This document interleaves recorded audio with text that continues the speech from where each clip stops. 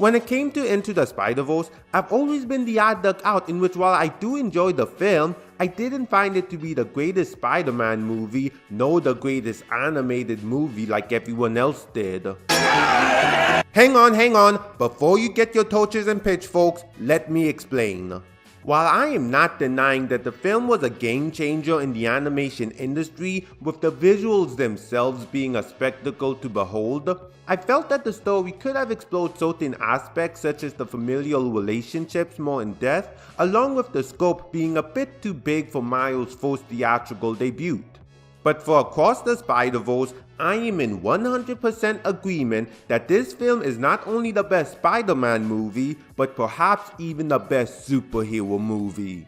The film surpasses the original in every way, with me having none of the gripes I had with its predecessor.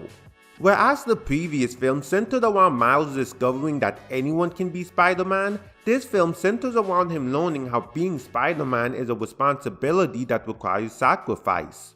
This is partially shown through Miles' relationship with his parents, since due to constantly flaking them to uphold his responsibilities as Spider-Man, it results in a lot of arguments with them.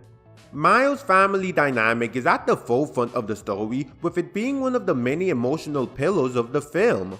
Rhea and Jefferson are both fantastic characters, with it being clear how Miles takes after both of them in different ways, and I'm glad that they got more screen time.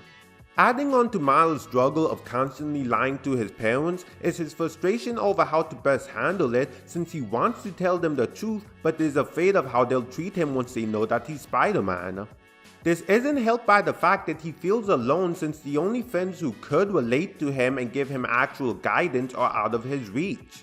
But for all the negative aspects being Spider-Man has had on his life, we also get to see how being Spider-Man has helped Miles grow as a character.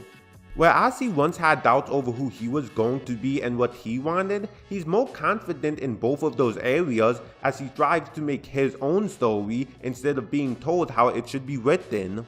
Though while we spend time watching Miles work through his struggles, we also get to see things from his parents' point of view. They don't know what to do about Miles, since he's clearly lying to them, and they're worried about how he won't open up to them. In most teenage superhero stories, things are normally only examined from the teenager's point of view, so it's always refreshing when we get to see things from the parents' point of view, as it allows us to better empathize with them. The fact that so much time was spent on the familial aspect took me by surprise, with how the trailers heavily advertised the movie as more of a grand adventure through the multiverse. But I'm glad that the film opted to focus more on the family dynamic, since it didn't get as much focus in the previous film. With that said, the movie does still deliver all the fun multiverse stuff that people would expect to see. Not only do we get plenty of cameos and Easter eggs, but the film also introduces us to some fun new characters.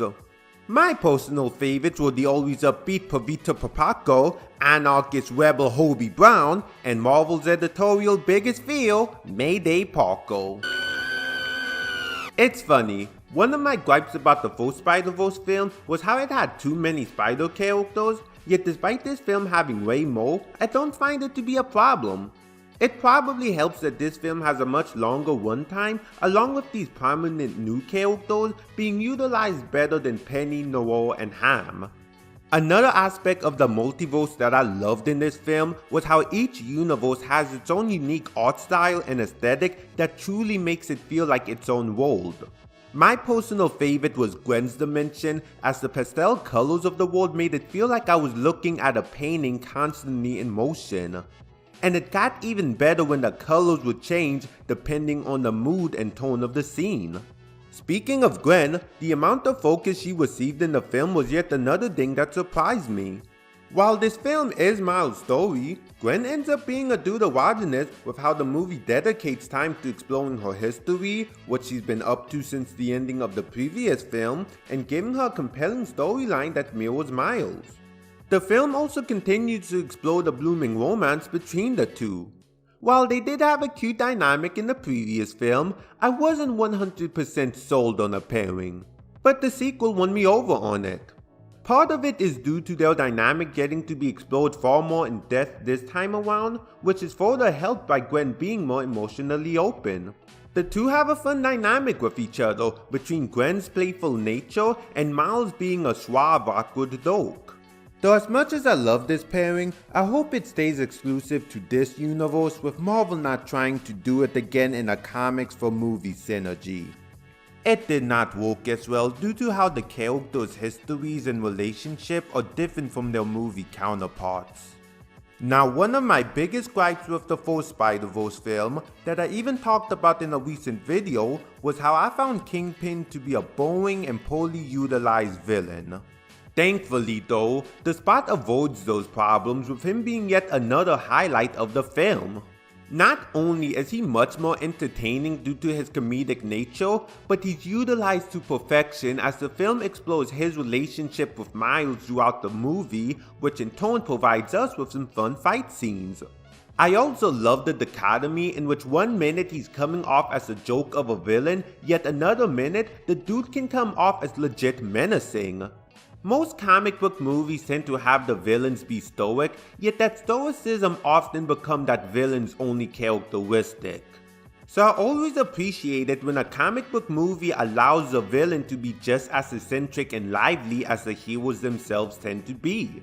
Though while the Spot is your traditional villain who wants to make the hero suffer, Miguel O'Hara serves as more of a personal antagonist towards Miles, which ties into the movie's theme about how being Spider-Man requires sacrifices. Unlike the other Spider characters, Miguel is a much more brooding and serious character, which reflects how they see being Spider-Man as a serious duty. But there are layers to his character that makes you understand his choices, along with his ends justify the means mentality since it was shaped by a mistake that he made in the past. But because of this mentality, he sees Miles as someone who isn't worthy to be Spider-Man since he seemingly doesn't have what it takes to make the sacrifices that are required. Between that and how much Miguel beats down on Miles both emotionally and physically, he feels like the physical embodiment of those haters who keep saying that Miles isn't Spider-Man. Now, even though this is just part 1 of a 2-part film with it ending on a cliffhanger, the ending still felt satisfying. These types of endings have never really bothered me since I've always been filled with more excitement than anger. So I can't wait to see how Beyond the Spider-Verse will continue from where this film left off, along with wrapping everything up. This movie is all the adjectives typically used with Spider-Man. Astonishing, amazing, spectacular, sensational. It is a movie that is worth seeing on the big screen not just once, but multiple times. But what did you think of Across the Spider-Verse? And how would you rank it among all the other Spider-Man movies? Let me know in the comments below. And make sure to subscribe to my channel, like the video, and click the bell so you'll be notified when I make a new video. Until next time, I'm out the heel.